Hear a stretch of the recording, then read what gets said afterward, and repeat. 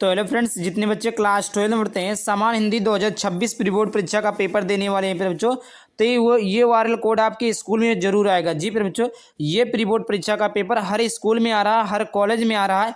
No doubt कि आपके school में भी आएगा। ये 100% आपके स्कूल में यही प्री बोर्ड परीक्षा का पेपर पूछा जाएगा, जहां पर 302 कोड BBE का वायरल पेपर है। इसका मैं पूरा पेपर आप लोगों को सॉल्यूशन के साथ बताने वाला हूं प्यारे बच्चों, तो इस वीडियो को जरूर देखिएगा, पूरा जरूर देखकर जाइएगा प्यारे बच्चों। ये एक स्कूल में आया था और आपके स्कूल में भी आएगा, तो इस पूरा पेपर को देखिएगा। यहाँ पर तो यहाँ पर देखिए, खंड का है बहुविकल्पीय प्रश्न, जो कि पहला है।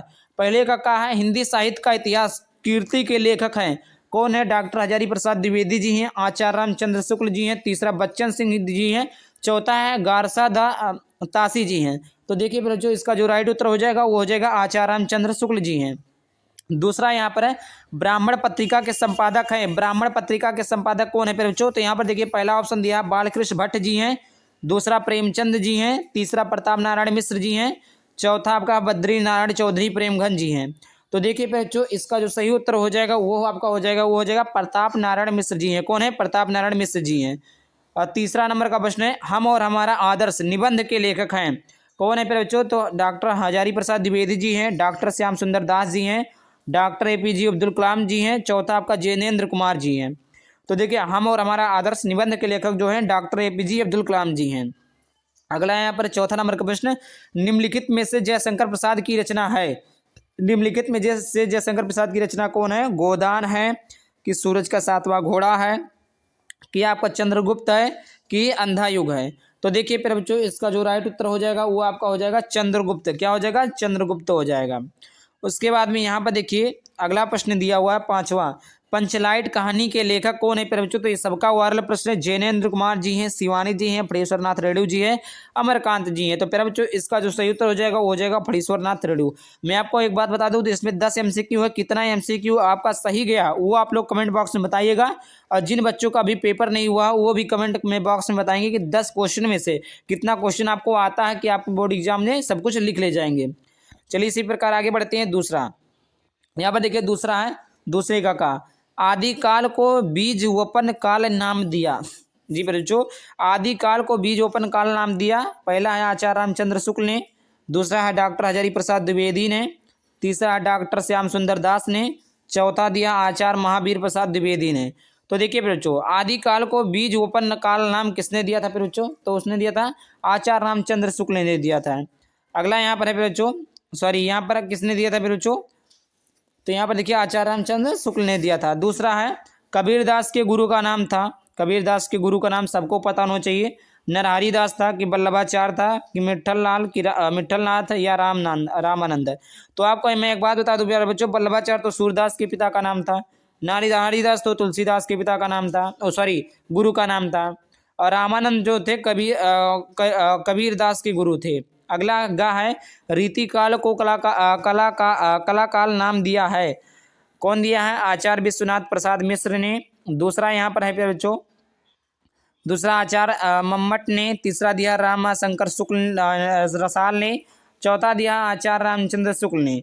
तो देखिए फिर जो इसका जो राइट उत्तर हो जाएगा वो यहाँ पर हो जाएगा राम शंकर है। कौन है? राम शंकर शुक्ल रसाल ने। अगला दिया घ नंबर का प्रश्न, यामा के अथवा की रचनाकार है किसकी है? सूर्यकांत त्रिपाठी निराला की है, जयशंकर प्रसाद की है कि माखनलाल चतुर्वेदी की है कि महादेवी वर्मा की है। तो देखिए फिर बच्चों, इसका जो सही उत्तर हो जाएगा वो आपका हो जाएगा महादेवी वर्मा। कौन हो जाएगा? महादेवी वर्मा।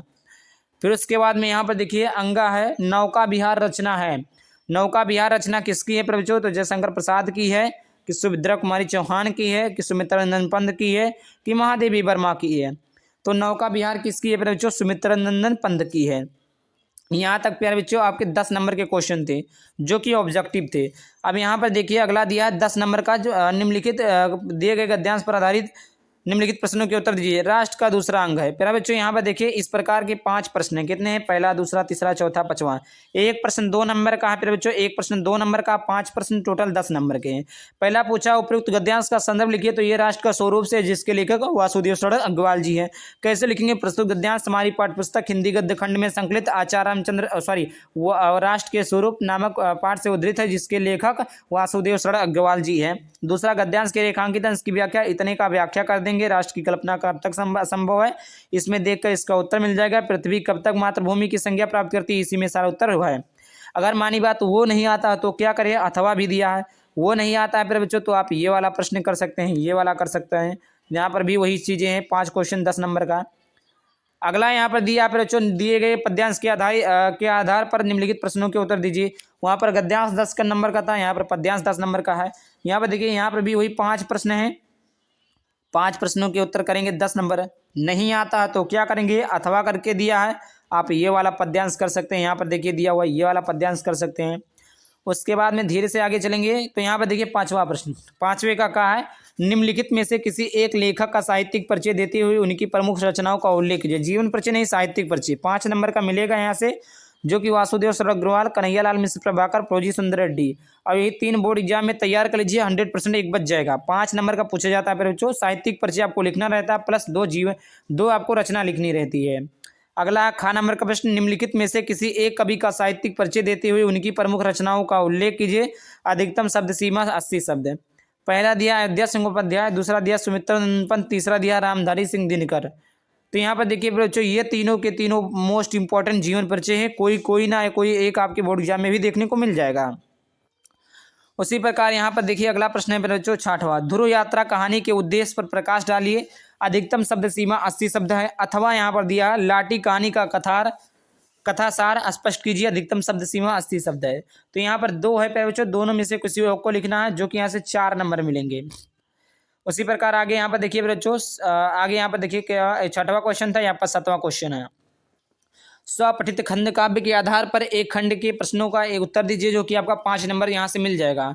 5 नंबर मिलेगा, आपके अपने जिले वाइज के हिसाब से यहाँ पर देख लेना होगा। अगला यहाँ पर है खंड खा। क्या फिर बच्चों, खंड खा है, दिए गए संस्कृत गद्यांश में से किसी एक का संदर्भ हिंदी अनुवाद कीजिए, जो कि आपका 7 नंबर का है। तो यहाँ पर देखिए इसको देखेंगे, नहीं आता है तो आप ये वाला कर सकते हैं, दोनों कोई एक ऑप्शनली रहता है। इसी प्रकार आपका निम्नलिखित श्लोकों में से किसी एक श्लोक का संदर्भ सहित हिंदी में अनुवाद कीजिए। न चोरह्यम न राजा राह्यम न भरतम भजेयम न चार भारकारी बे कीर्ते वर्धते यो नित्यम विद्याधनम सर्वधनम प्रधानम। इस प्रकार ये बहुत ही सबका फेवरेट श्लोक है। अथवा वो नहीं आता तो आप ये करेंगे, हिंदी लिखना, इसका अनुवाद लिखना, इसका संदर्भ लिखना, 5 नंबर का। उसके बाद में यहाँ पर देखिए कि 9वां, निम्नलिखित मुहावरों और लोकोक्तियों में से किसी एक का अर्थ लिखकर वाक्य में प्रयोग कीजिए। आग भर आना, आग लगाकर तमाशा देखना, समर्थ को नहीं दे दोष गोसाई, अपने पैरों पर खड़ा होना। 2 नंबर का प्रश्न है। 10वां नंबर का प्रश्न है, अपठित गद्यांश पर आधारित निम्नलिखित प्रश्नों के उत्तर दीजिए। 5 नंबर का ये रहता है, आप ये वाला कर सकते हैं। अगर ये आपको नहीं आता है बच्चों तो अथवा करके दिया, ये वाला कर सकते हैं, सब में ऑप्शनली है बच्चों। उसके बाद में यहाँ पर देखिए निम्नलिखित शब्द युग्मों का सही अर्थ चयन करके लिखिए। कीर्त कीर्ति, पहला दूसरा, चारों में से कोई एक होगा। दूसरा भवन भुवन, इनमें से कोई एक है। अगला प्रश्न दिया है, निम्नलिखित शब्दों में से किसी एक शब्द के 2 सही अर्थ लिखिए। द्विज, शिखा, अनल। गाह, निम्नलिखित वाक्यांशों के लिए एक सही शब्द का चयन करके लिखिए, जो सब कुछ जानता हो। प्रौढ़ज्ञानी, ज्ञान परक, दूरदर्शी, सर्वज्ञ, कोई एक सही है। कोई एक लिखना, ईश्वर में विश्वास करने वाला हो, भक्त, आस्तिक, ईश्वर प्रेमी, धार्मिक। फिर उसके बाद में अगला फिर बच्चों घा नंबर का प्रश्न, निम्नलिखित में से किन्हीं 2 वाक्यों को शुद्ध करके लिखिए। 4 कोई 2 लिखना है। यहाँ पर 12 नंबर का है। 2 नंबर का फिर बच्चों ये हमने करवा दिया, आप चैनल जाइए चेक करिए, वहाँ पर सब कुछ है। वीर रस अथवा करुण रस का स्थायी भाव के साथ उदाहरण सहित अथवा परिभाषा लिखिए। रूपक अथवा अतिशयोक्ति अलंकार का लक्षण एवं उदाहरण लिखिए। गा, दोहा अथवा सवैया छंद का लक्षण सहित एक उदाहरण लिखिए।